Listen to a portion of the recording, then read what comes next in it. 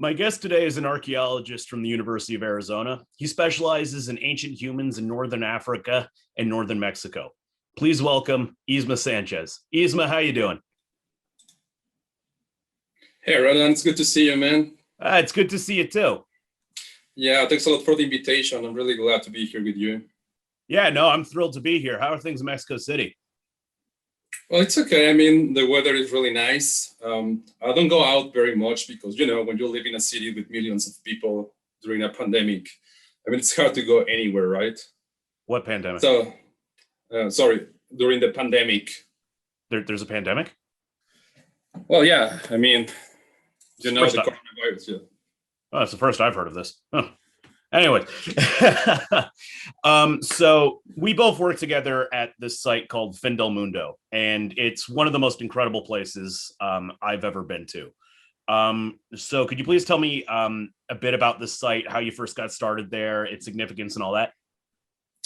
Yeah, so the site's called Fin del Mundo, as you mentioned, is located in the state of Sonora in northwestern Mexico. And the important thing about the site is that it is the only site south of the US-Mexico border that contains a varied Clovis context. So for people that don't know what Clovis is the earliest recognizable cultural entity in the Americas.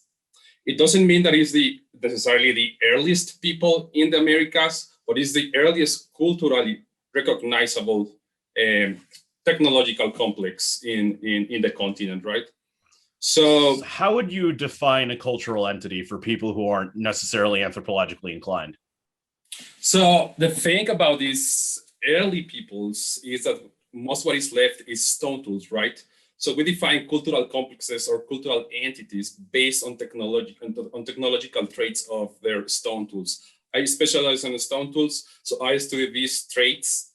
And for example, Clovis is defined by the special type of projectile point, a spear point, which was made based on very specific morphological and technological traits. So what is special about this point is that it's about a lanceolate shape.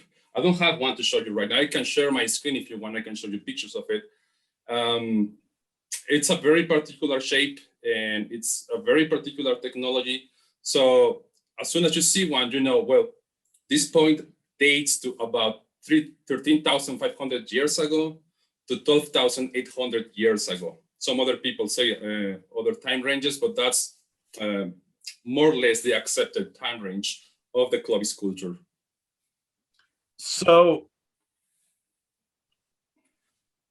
what are there any other kind of characteristics of artifacts that would be considered Clovis besides the spear point, or are they mostly defined by these particular stone tools they left behind? Well, there's some other technological traits that we can say that are Clovis, but because they have been found together with these Clovis points, right? Like something called blade technology, prismatic blade technology. It has been found in some Clovis sites.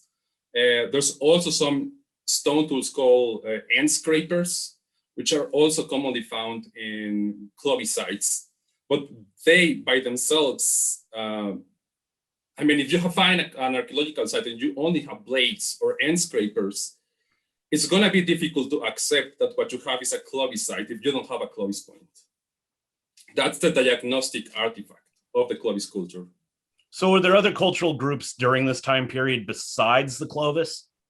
Well, that's a very heated, it's contested, right? Some people argue that Clovis were the first peoples in the Americas.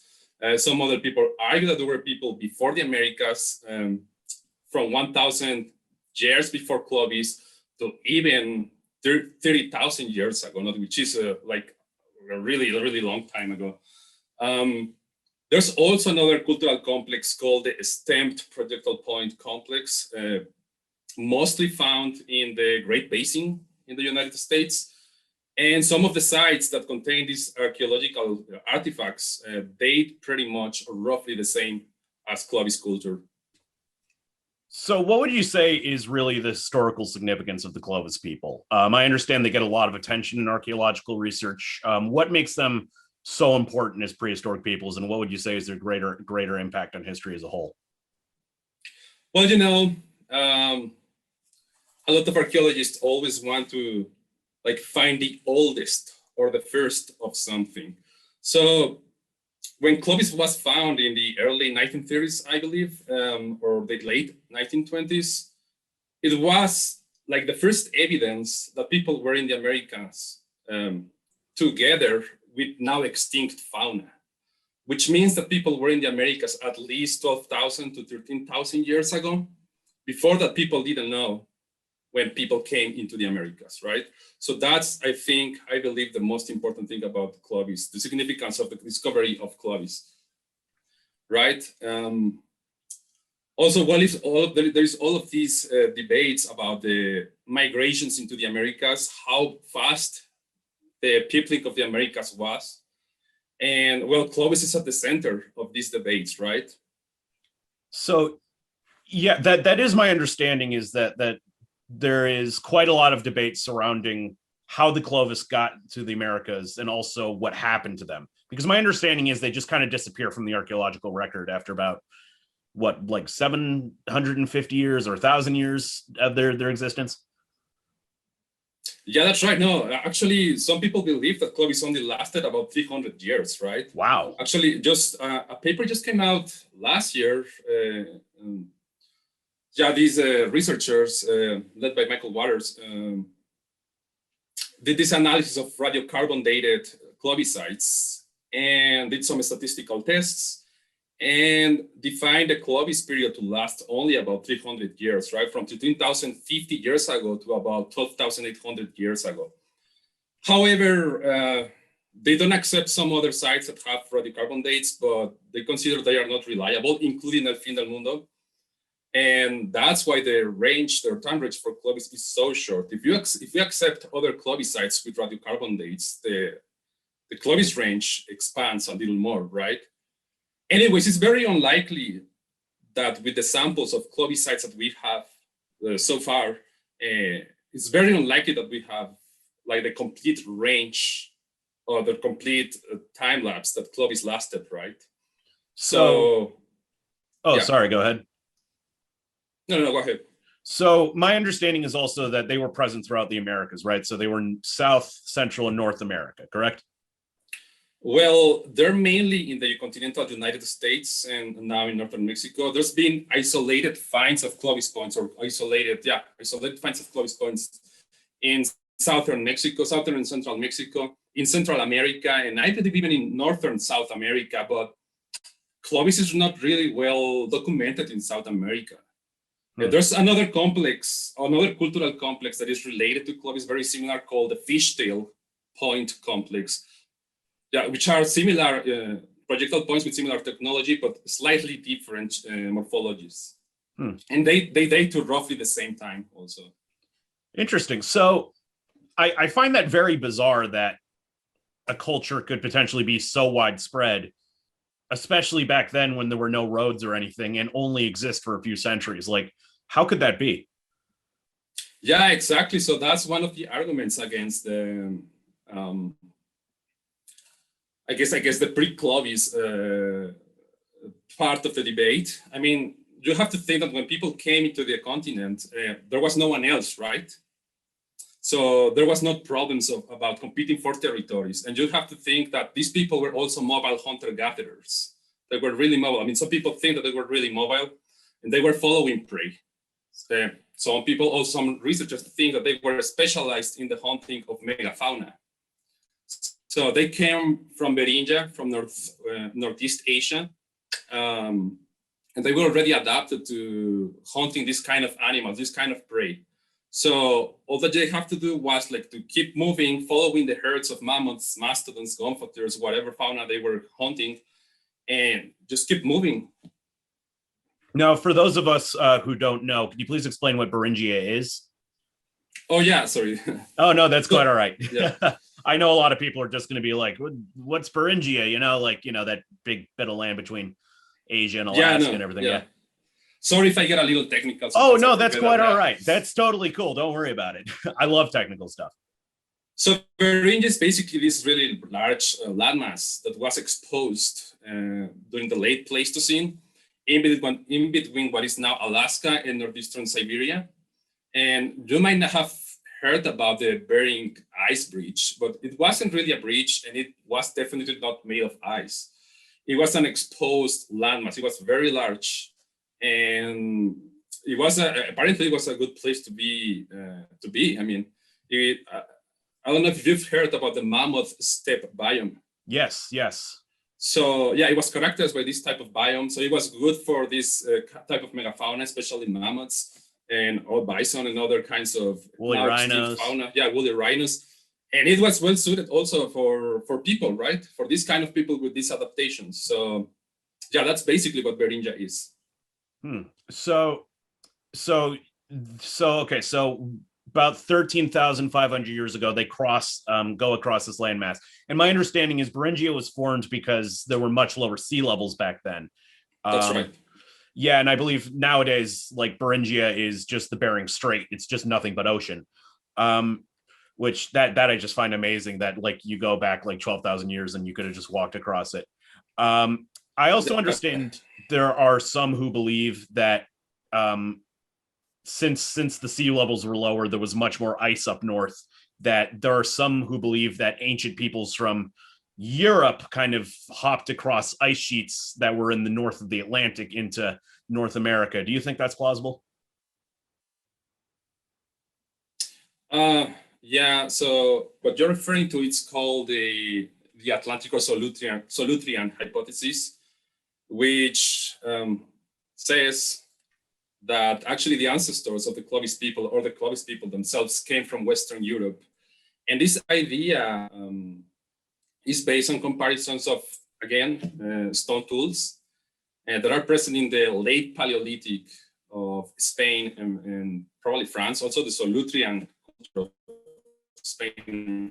France, you just broke up a bit there. Which have similar types, similar technology. Sorry, yeah, I was saying that the Solutrean hypothesis is based on comparisons of stone tools. These stone tools from Spain and France have similarities to the Clovis technology. And that's what this hypothesis is based only on these comparisons, right? I don't really think that that's a most parsimonious explanation for the arrival of the peoples in the Americas. I don't think it's very well accepted in the archaeological community anymore, or if ever. Yeah. I also understand that there is some evidence to suggest there were humans in the Americas before the Clovis people. Do you have any thoughts on that? Especially the new discovery in Mexico. Yeah, so I was telling you about this heated debate about the pre-Clovis population. I mean, Clovis is thought to have been it's very well documented by 13,000 years ago in North America. But there were definitely people before in Alaska, at least by 14,200 years ago, a little earlier. But within the continent, in the continental United States and other parts of the Americas, there's quite a few, there's a few sites that have earlier dates than Clovis and have different stone tools than Clovis. However, many of these sites have problems, are not completely accepted by the whole archaeological community, because there's some problems with either the dating, or the dating is good, but the association of the dates with the archaeological materials is not well established. Yeah, so those are the main problems. And there's some other sites that claim that are actually a lot earlier than Clovis. I was telling you about some sites that claim to be 30,000 years older. This new site in Mexico claims to be about also late, pre-last glacial maximum. Last glacial maximum, I mean the last episode in which the glacier sheets on the pole, on both poles, reached their maximum extent about 22,000 years ago. Yeah, about 22,000 years ago. There's actually, I don't know if you have heard about the Ceruti Mastodon. Oh, is this site found? That's the one that's like crazy old, right? Yeah, it's yeah. They claim that it's over 100,000 years old in California. My understanding, though, the problem with these sites, some of these sites, yeah. is that like there was plenty of good rock there that would have made great material for tools and everything, and there was just no evidence that that particular rock was actually used to make tools. So it's like the my understanding is it's most commonly accepted that the findings of that site were the products of geology as opposed to human activity. Yeah, so the problem with some of these sites is that there's no stone tools. In this site in particular, they claim that there's smashed bones. These mastodon bones were smashed using cobbles, but it hasn't been demonstrated that these cobbles were brought by people and were not there by natural causes, or that the bones broke because of natural causes, right?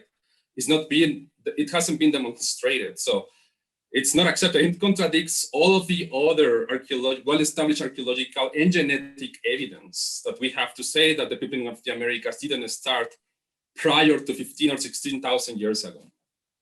Interesting. Another thing that I'm thinking of is, do you think that the Clovis, just the short temporal range of the Clovis peoples is really indicative of the fact that this was probably a cultural adaptation to hunt megafauna, and they probably overdid it, or them and a combination of climate factors did the megafauna in, and that potentially caused the entire culture to collapse? I don't think the culture collapsed. I think it just adapted, transformed into something else. Yeah, it adapted. It changed. I mean, I was telling you that we find Clovis based on their stone tool technology. So the stone tool technology, boom, Clovis disappeared, right? But not necessarily the people. The people changed the way that they were making their stone tools. And to us, it seems that they disappeared, but what disappeared was the technology, but not the people themselves, right? So there's no genetic evidence to suggest that there was, a reduction in the amount of people that were present in the Americas?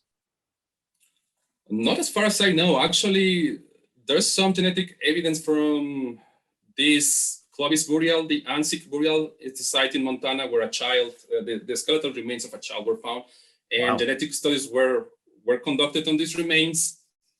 And it indicates it's related to Native Americans in both Northern and South America. So it's obviously a continuity in between Clovis peoples and Native American populations. So most, if not all, Native Americans or indigenous peoples in like South or Central America are descendants of these people. Yeah, I mean, at a certain degree, yeah. Interesting. So do you think then these technologies changed as a response to the extinction of the megafauna like mammoths and mastodon? It is possible, yeah. So after Clovis, the next cultural complex, or the next cultural entity, it's what we call the Folsom complex. And it's very similar to Clovis. However, the points are smaller. Some people think that they were using spear throwers that we call atlatls. And it's possible that they changed because the prey changed. So by the end of the Clovis phase, most of the megafauna that have been found in association with Clovis tools were gone. They were extinct, like mammoths, mastodons, gomphotires. And what's been found for the Folsom for the Folsom complex, it's that they were very into hunting bison. So it's possible that the change in prey, the change in other hunting patterns prompted the change in technology, right? So were they favoring bison while there were other megafauna present, or was this after they disappeared? Well, there were other megafauna still present in North America when Folsom were around, but probably they were very well specialized in the hunting of bison, right? So just, I want to be clear that I'm not convinced that Paleo-Indian, we refer Paleo-Indian to people before Clovis, Paleo-Indian means Clovis, Folsom, and other later cultural complexes before the invention of groundstone. Groundstone refers to, like, I don't know if you heard of this metates, or groundstone for grinding plants or vegetal matter. That's the Paleo-Indian period. So Paleo-Indian period is also characterized by the presence of megafauna, which is now extinct. Some of it is now extinct. And yeah, sorry, I think I'm just blabbering now. Oh, you're good. You're good. So So with the invention of this groundstone, would that indicate more of a shift to more agricultural focused cultures? No, not necessarily agricultural, more like a broader spectrum. So after the disappearance of these megafauna species, people had to adapt to forage or gather other kinds of foods, right? So it's possible that during this period, people were gathering more plant foods, more seeds, I don't know, more nuts, and had to use more of these groundstone to grind and process these foods to be edible, right? That's interesting. So this suggests that to me that most early Americans were very reliant upon megafauna for their lifestyle. And as they disappeared, they had to produce a whole bunch of new cultural adaptations to cope with their disappearance. Yeah, it is possible. I'm not convinced that Clovis, Folsom people, or other Paleo-Indian peoples were specialized or were solely or only hunting megafauna. But the evidence that we have so far points that they were like very into hunting megafauna. But there's a problem there because it could be a bias of the archaeological record. Megafauna have big bones, right? So it's more visible. It's easier to Yeah. find, Yeah, I and remember it is more finding the likely. Gothiers and everything, and they were just like sticking out of the cliff. And it was like absolutely crazy. Yeah, and it's more likely you're going to find these big bones and these sites rather than other sites that probably are also Clovis or Paleo-Indian, but that have smaller prey like rabbits or deer or I don't know, some other kinds of smaller animals that probably didn't preserve because their bones are more delicate or because we just haven't found them, right? Yeah. And on top of that, also, to me, the fact that we found some sites that suggest they were hunting megafauna suggests to me this was happening all the time because, the odds of something getting preserved are astronomical to begin with. And the fact that we have some evidence that indicates they were being hunted really suggests to me that, I think, like I said, the odds of something initially getting preserved are very small, but the odds of something being killed by a human and then getting deposited in a way that would enable it to be preserved are even smaller. So I think the fact that we have even some evidence suggests to me this was happening all the time. Yeah, there's actually also another very heated debate about. So far, we have about 15 sites with evidence of hunting of megafauna by Clovis peoples. I did not realize there were that many. Wow. So some people say that these are not enough to say that the Clovis people were specialized in the hunting of megafauna. Some other people say that yes, it is. Given what you just said, the odds of finding just 15 Clovis sites with the evidence of megafauna hunting, it's enough to say that these people were specialized in the hunting of these big animals, right? That actually kind of like blows my mind because I thought it was only like a third of that. I didn't realize that there were 15. That's absolutely insane. Yeah, 15 or 14, something like that. And probably there's more. I was telling you there's some sites that have problems. The association of stone tools with the bones of the megafauna are not well established, or maybe they're not well published. And so we don't know. So probably there's more. Do you think association, though, is enough to say that they were hunting? Or do you think more is needed to really indicate that? I think it's very likely. Just the chances of having a Clovis bone buried right next to the bones of an elephant, of a mammoth, or a mastodon, or a gopher are very slim. So if you find both of them together in a buried context, it's very likely that what you have is a real association of humans and megafauna. That's interesting. I remember like right after when we were working at Fin del Mundo, and I had to leave. There was this thing that happened in like March of 2020. I don't quite remember what it was, but I had to return to the States for some reason. I can't really remember what it was, but I remember like shortly after you guys actually thought you found atlatl part made out of Gomphothere bone. So yeah, I was gone also because of this thing that happened 1 year ago. What was it again? I can't remember. Something about it's probably not. It's probably not important. Yeah, so I had to leave. So when they found this bone, I wasn't there. My friends that were in charge of the project when I left, because I was in charge of the project, So they had to take over. They called me and they told me, hey, you know what? We found this really weird bone. It looks polished. It looks worked. So I didn't know what it was. I just saw the pictures and stuff, and I was like really excited. And I was like, "Oh my God, what did they find?" I'm not there to be the one that found it. I was really mad. Then, actually, very recently, I had the chance to see the bone, and now we think that it's actually not a tool. We think it's actually an ossicle. A what? Ossicle, like these little bones that grow in the skin of some ground sloths. Oh, so do you think it could be like a ground sloth remain? Yeah, that's what we think now. That would be, wow. Okay. Yeah. Have there ever been like ground sloth remains found in association with Clovis tools before? Like, not that I know, no, not with Clovis. wow. Okay. But this doesn't mean that this ground sloth was actually killed by Clovis hunters. I mean, it's possibly a redeposited bone because it's a small and it's not very dense, so it could very easily have floated in flowing water, and then deposited in the sediments that cover the archaeological context at the site. We found some other small bones that also look like polished. But after the new studies that we've been conducting this year, actually, our two archaeologists thinks that most of them must be ossicles from ground sloths. Interesting. And my understanding is Fendel Mundo was once quite wet. Like a lot of the bones in there were deposited because it used to be like a stream bed or something.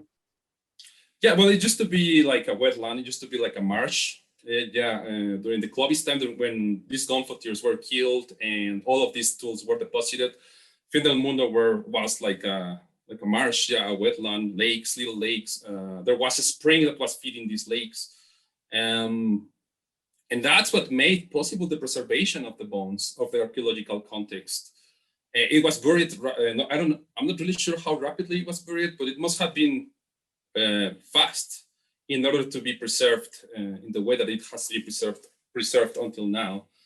So it was a very, very nice place to be if you were a Clovis hunter-gatherer back then. You had water, you had the gonfatiers and possibly other animals, and you had raw materials to make your stone tools. So it had everything that you could possibly wish for. Wow. Yeah. No, that must be like ideal, like early human living conditions. Yeah. So, yeah, this is just that is absolutely fascinating. So, it is also quite bizarre to me that this area that's now very dry and very deserty was once like this big wetland. Like that is just also amazing to me. Yeah. So it's striking the difference of the current conditions compared to the Pleistocene conditions, which geological time is not that much, right? 10,000 years is not that much in geological scale. In terms of the history of the planet, that's a blink of an eye. Like, yeah, so the certification of northwestern Mexico started about 8,500 years ago, and it has been steady, and it's getting drier and drier. Yeah, this is something I really want to study because I'm wondering if there is this kind of overlooked anthropogenic element to it that we're not really seeing. Yeah, I remember you were telling me about that. Yeah, it could be interesting to check that idea. Yeah, it's really just fascinating. The Clovis also, like how far north would they go? Was it just the United States and like kind of like parts of Mexico, or were they also present in Canada? Well, there are some sites present in southern Canada, yeah. However, we have to remember that the ice sheets were there. Oh, right, yes. The whole thing was covered in ice. Basically, the whole country of Canada was covered by ice sheets. What's changed? What's changed about what? I'm joking. Just Canada's frigid, and yeah.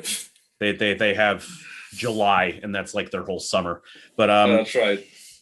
But yeah, no, that's very interesting. I mean, do you think that there's also a ton of like Clovis sites we're not seeing? I remember speaking in Canada, like I remember there was fairly recent finding that was quite striking where they found a Smilodon skull all the way up in Canada, and they didn't think this cat lived in like that frigid of a condition, and yet it ended up living in that. Do you think how many Clovis sites do you think are still out there just waiting to be found?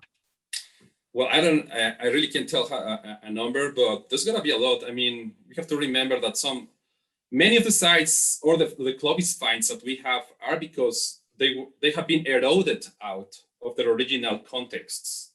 So you found Clovis points on the surface because there have been erosional processes have happened and they have come out of the ground. Some other Clovis sites might be buried underneath, I don't know, 5, 7, 10 meters underground. So it's very difficult that we're going to find those.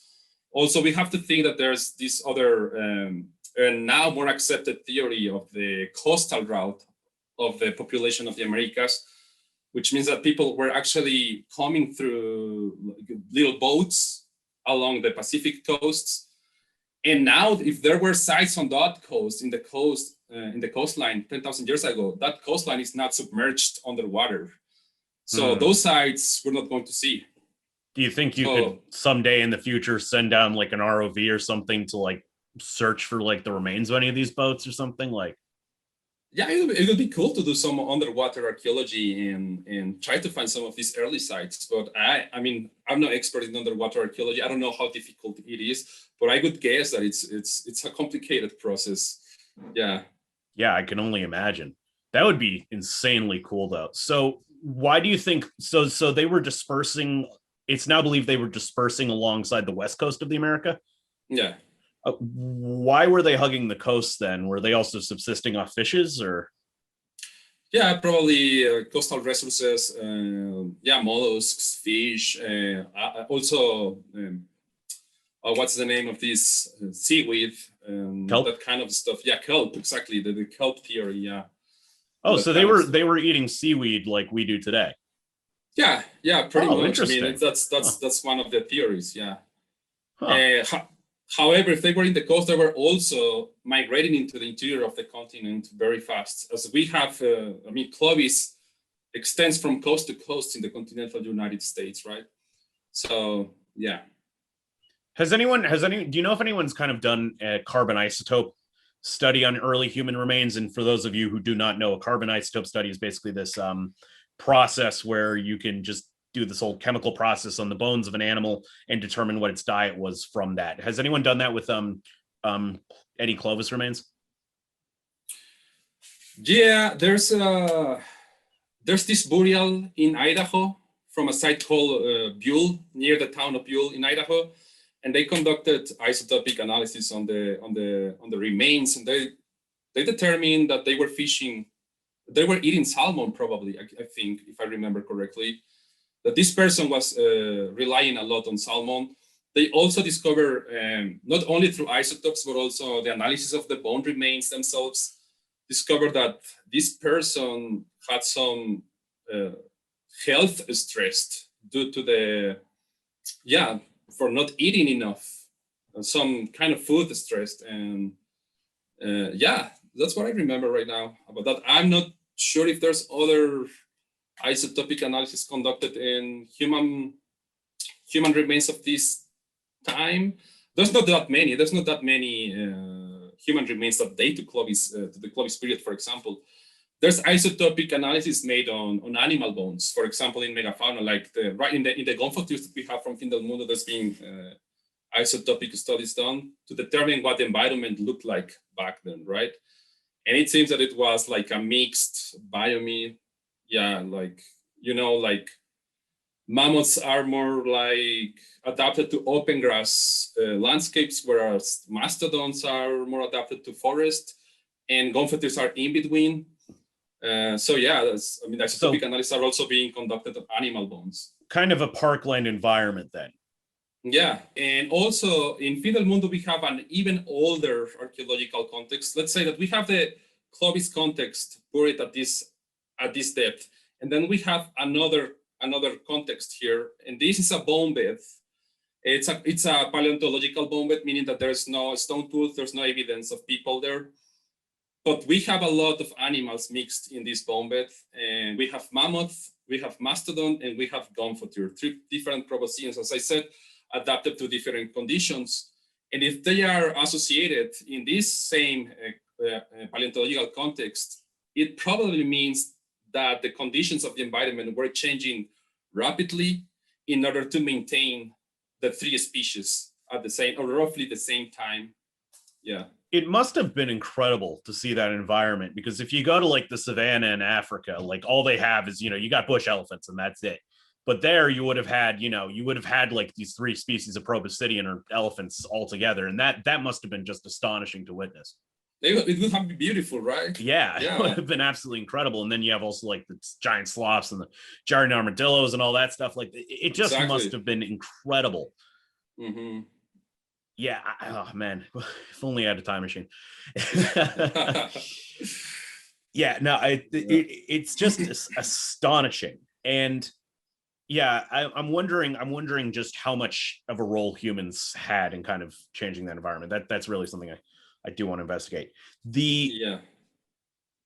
So you mentioned we don't have too many Clovis remains. My understanding is human remains do not preserve well. If I'm not mistaken, like in terms of things that don't preserve well, human remains do not rank up high. Well, it really depends on the conditions of the place where these remains are buried, right? And like, for example, there's hominin remains that date back to millions of years.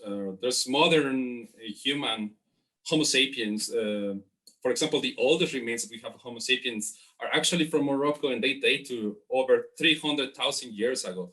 So it really depends on the context where the remains are buried. Do you think there's something about the Americas at that time that prevented human remains from being more common? I really don't think so. One thing that could explain why we don't have that many remains, that many human remains, it's because the population densities were very low. So there was not very many people living here in the continent back then. Also, not very many cave sites have been discovered that date to this period. So cave sites have better conditions to preserve organic materials. And since apparently people were not using caves as much as they were in other places of the world, like Europe or Africa, there's less chances of human remains to be preserved. Yeah, cave sites, some of the preservation is remarkable. One of my favorite like kind of preserved things I've ever seen was like there was like ground sloth dung from a cave that managed to survive like over 10,000 years. Yeah. Why do you think humans were not using cave sites as much in America as they were, in other parts of the world? Well, I'm not really sure if they were not using caves as much as they were in other parts of the world. So far, we don't have as many, let's say, as like, for example, Europe or Africa. There are some caves with really old archaeological assemblages in the United States. But it's possibly due to what I was telling you about the low population density. You don't have that many people in the landscape, so you're not going to see that many remains preserved in the present day, right? Oh, that's very interesting. So,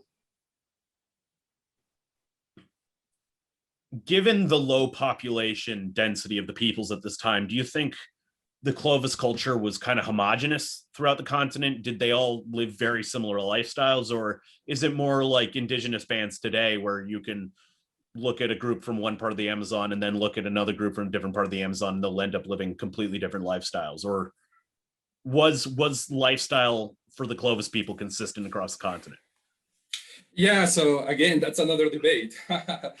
Clovis archaeology. It really seems that Clovis people had the same adaptation all over the place, because we see the same stone tool technology, right? From coast to coast, from the northern United States to Panama. And it must have been a really rapid spread, a really rapid migration, a really rapid peopling of this continent.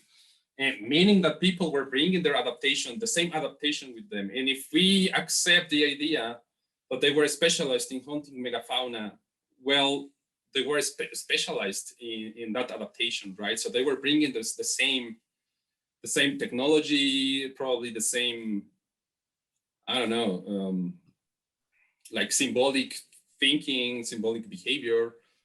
However, other people think that it's not. Other people think that there's evidence that Clovis people had different adaptations. Like, for example, in the Eastern United States, we see differences in the shape, in the morphology of Clovis projectile points. We see differences in the way that people were making their tools. And so people have argued that this points to different adaptations, and people wanted to differentiate from each other. So so cores of populations in the Eastern United States different, a little bit different from the Southwestern United States, different from the Northeastern United States, but all of this is based on differences in lithic. When I say lithic, I refer to stone tools, in the stone tool technology.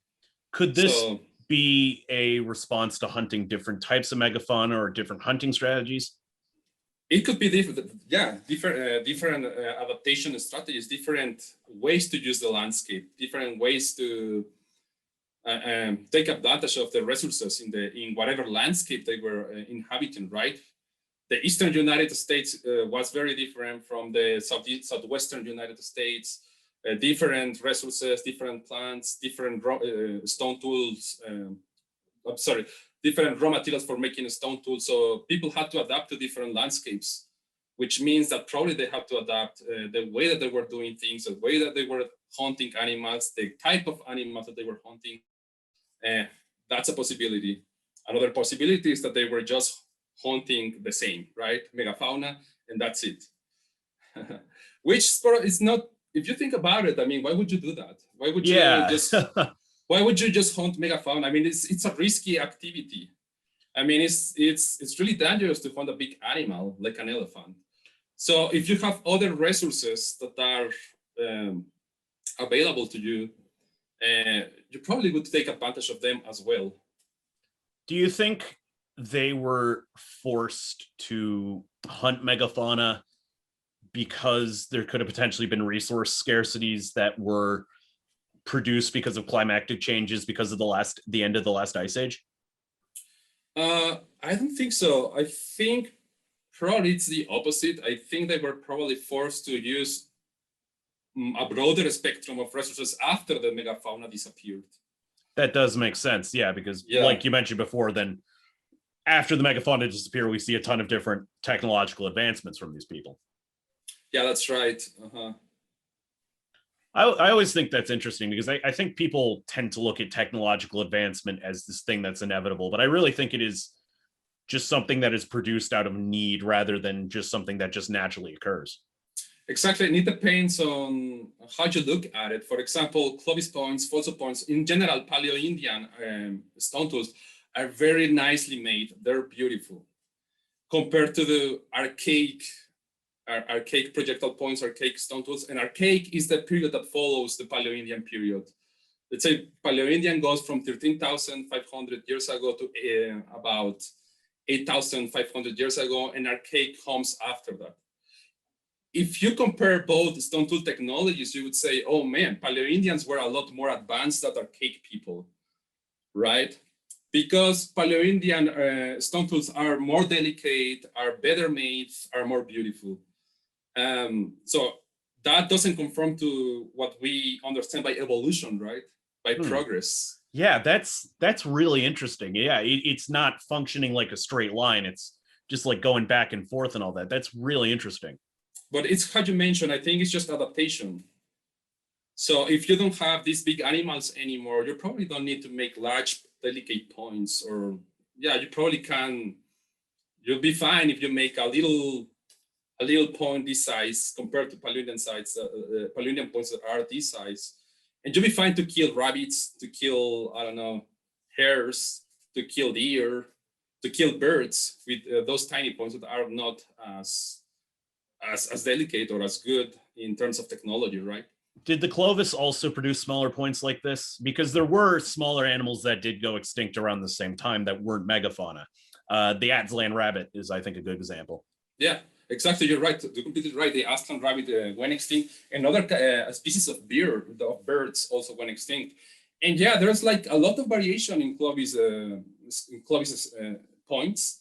We have some that are very large, over 10 centimeters long, like this big. Whereas we have also Clovis points that are small like this. So, but we have found both sizes of points associated with megafauna, which it really drives me crazy because it's like, I can think of a hunter going to hunt an elephant with a tiny spear point this big.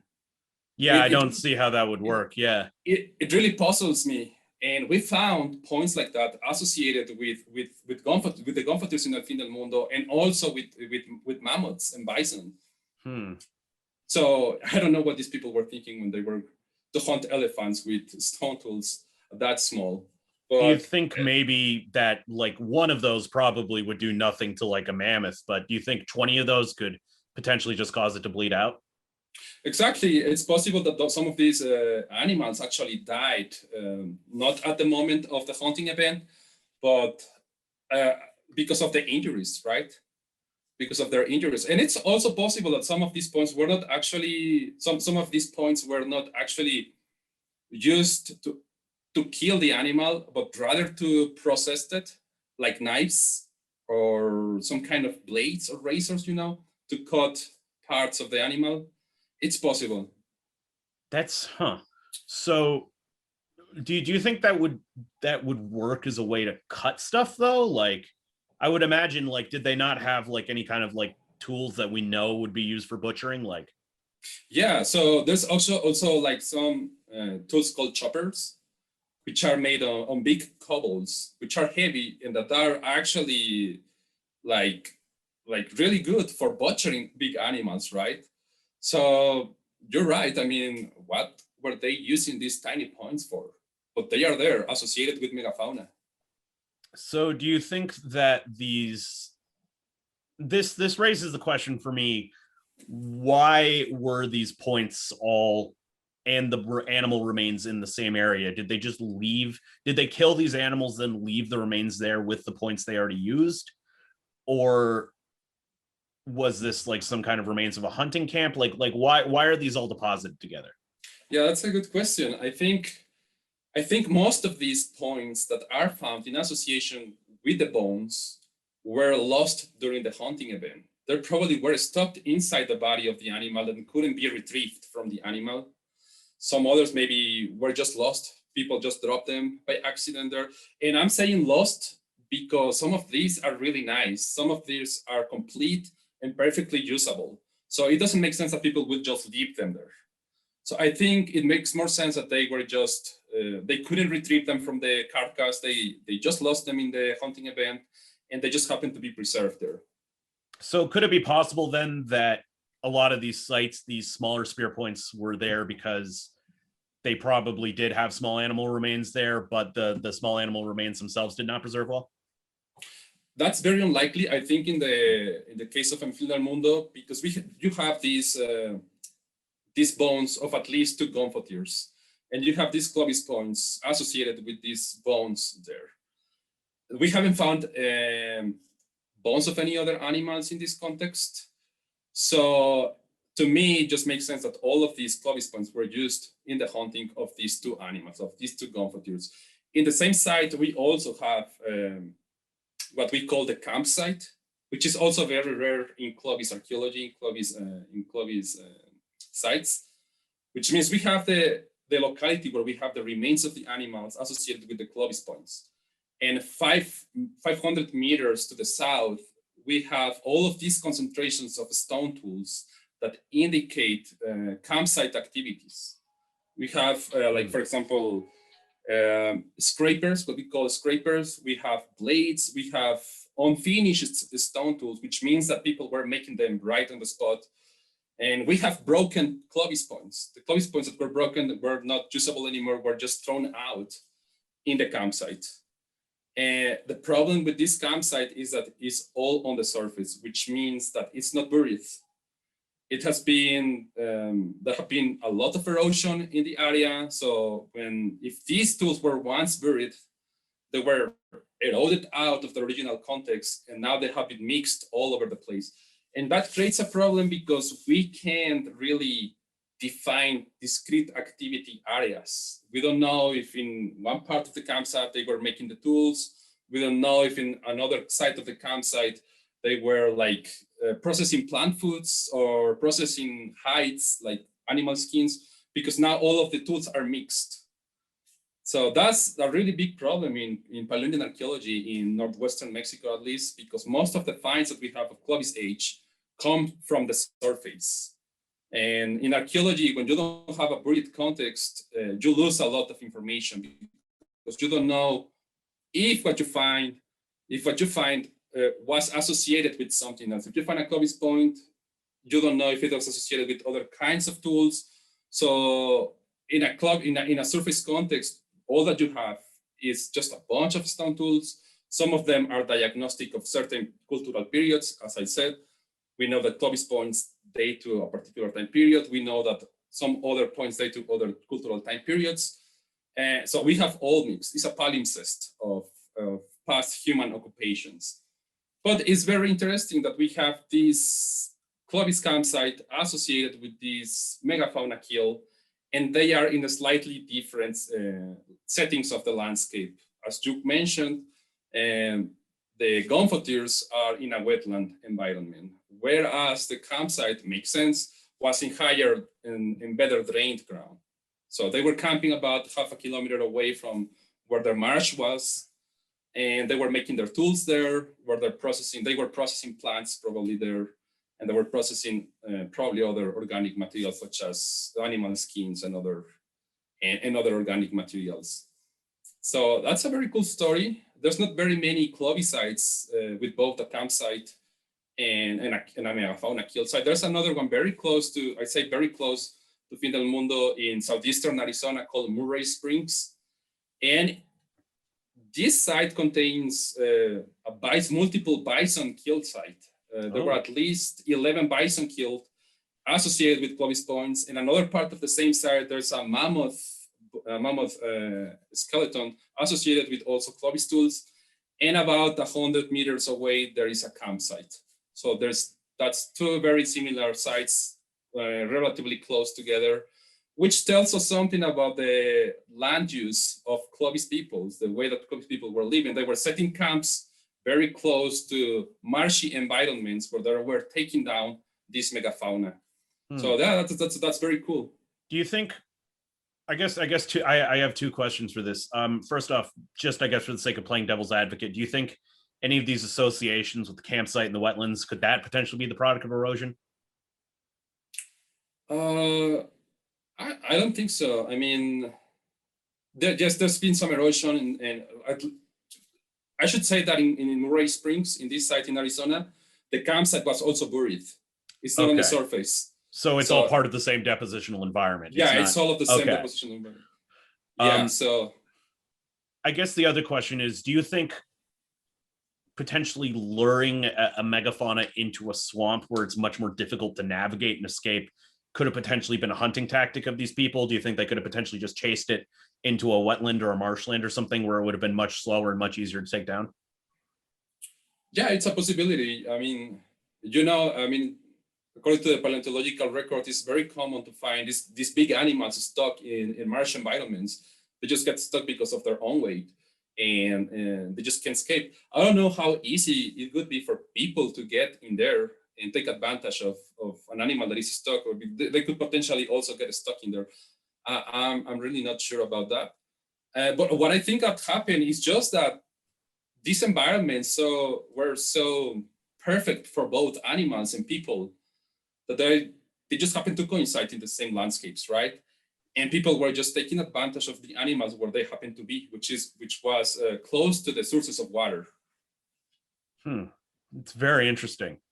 And of course, these wetlands are generally very good for preservation as opposed to other environments.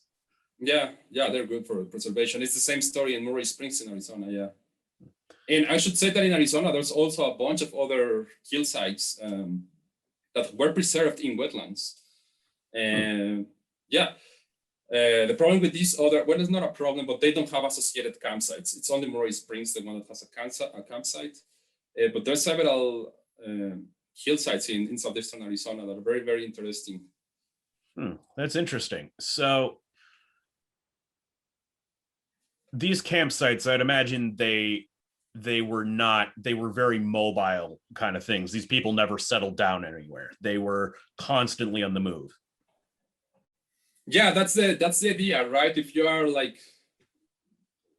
specialized in hunting these kinds of animals, you have to follow the herds.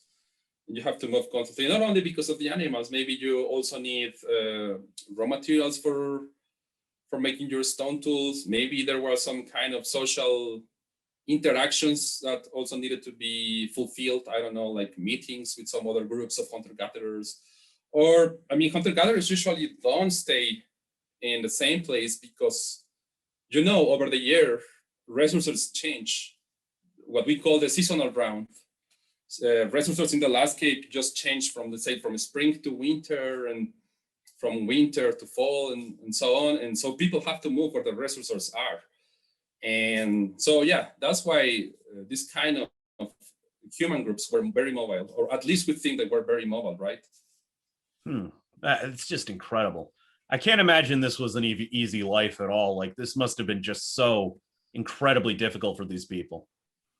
Well, you know how the life expectancy of hunter-gatherer groups back in Clovis times, or in the Paleolithic, or in the Stone Age, was probably very, very low. No, if you probably get to 30 years of age, you were like the grandpa, right, of the of the tribe.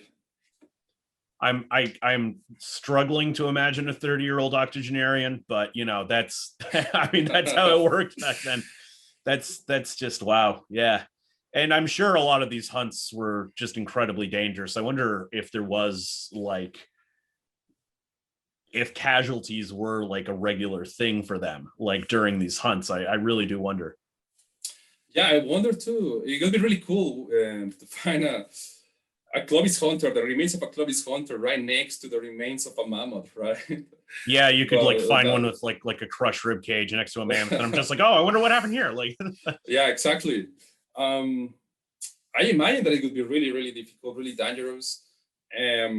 But I would imagine that it would be really also very cool if you come back with a piece of a mammoth, and you could say to the rest of your campsite, hey, see guys, I'm the cool hunter, I'm the badass hunter. I just took down a mammoth. It must have been something really special also, probably. Yeah, you have bragging rights for life, which exactly, as we just established, wouldn't have been that long. But you take what you get back then. That's just amazing. This is so fascinating. Unfortunately, we are out of time. It was great talking to you, man. That was great talking to you, man. Yeah, hopefully see you at Findel Mundo again soon enough. Yeah, we are planning our next field season. We still don't know when it's going to happen. But yeah, I'll definitely let you know, because you left way too early. I know. Last year, yeah. One of the most amazing places I've ever been, and I'm so excited to get back. Yeah, you're welcome to come back. Yeah. Oh, well, thank you. All right. See you later, man. See you later.